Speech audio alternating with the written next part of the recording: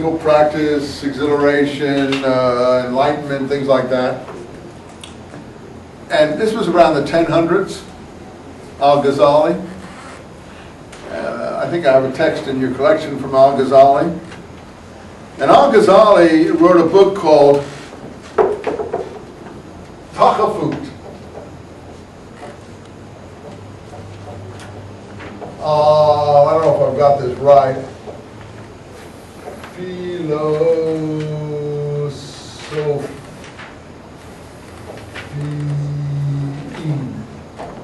Something like that, anyway. I don't know how you want to translate. Anyway, the Takhafut of the philosophers.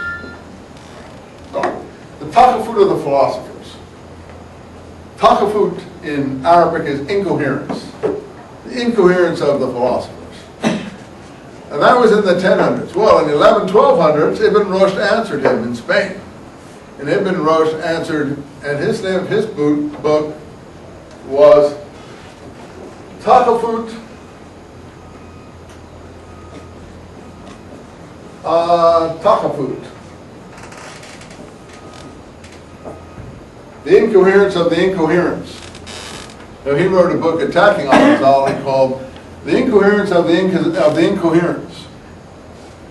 And basically, he was in the realm of modern scientific Aristotelian sort of thought, but pushed further. Extremely reasonable, very intelligent, and quite an amazing figure.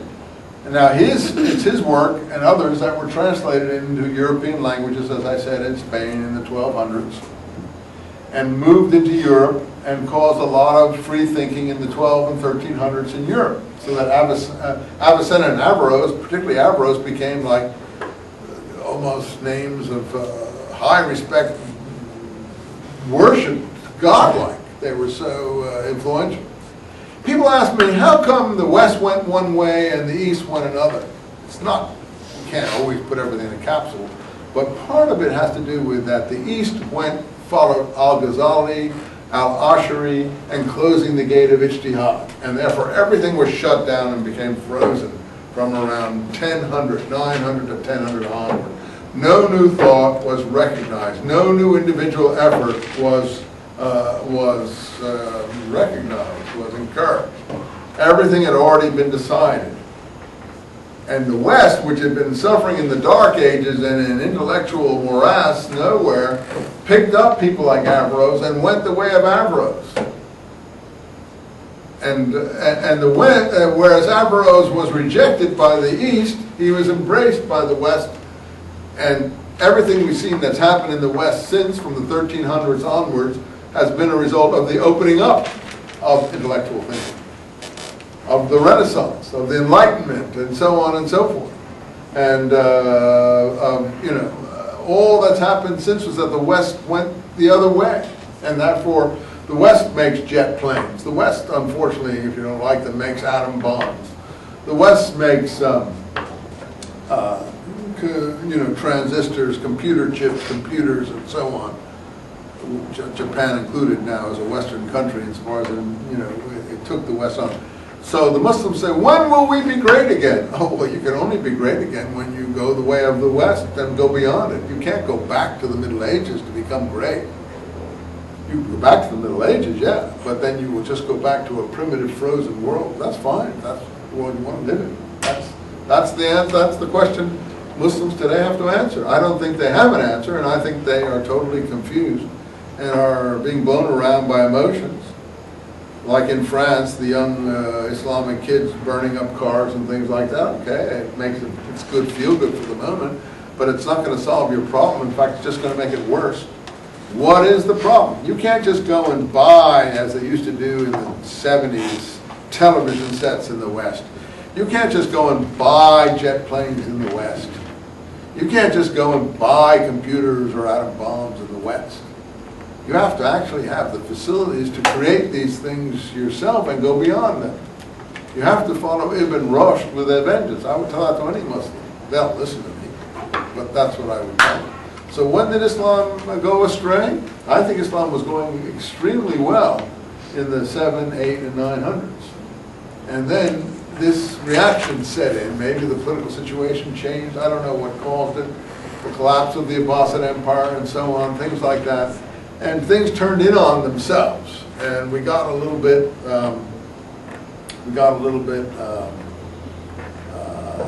paranoid and schizophrenic against outside forces.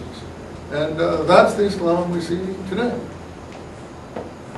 To some extent. I mean, people are trying to do something about it. Oh, shit, sorry.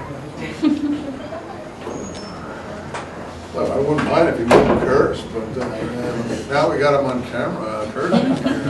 That's for the ages here.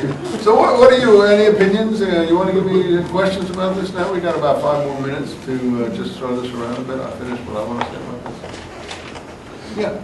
Mr. Hero, how did the thing of... Sharia. My bad. Oh, no, say it. Yeah, go on, say it.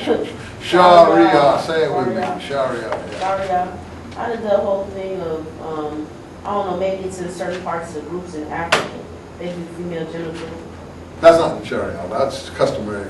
That's customary. Not just Africa.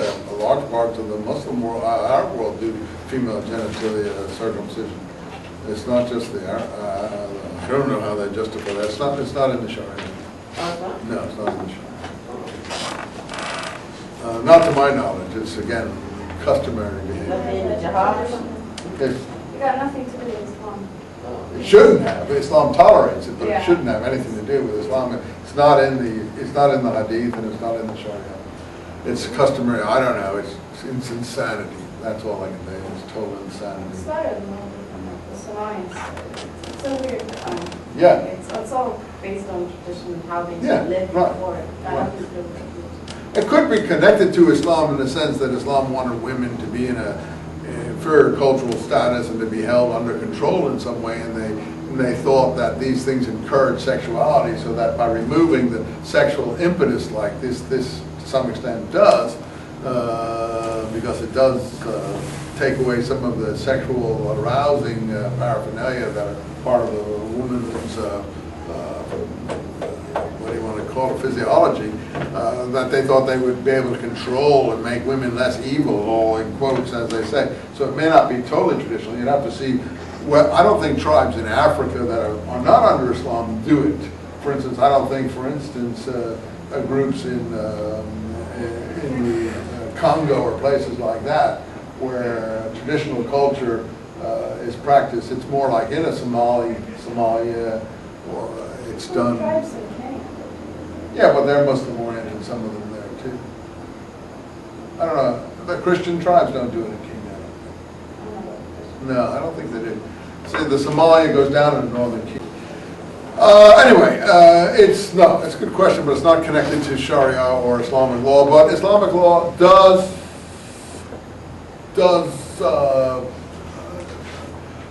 protect it.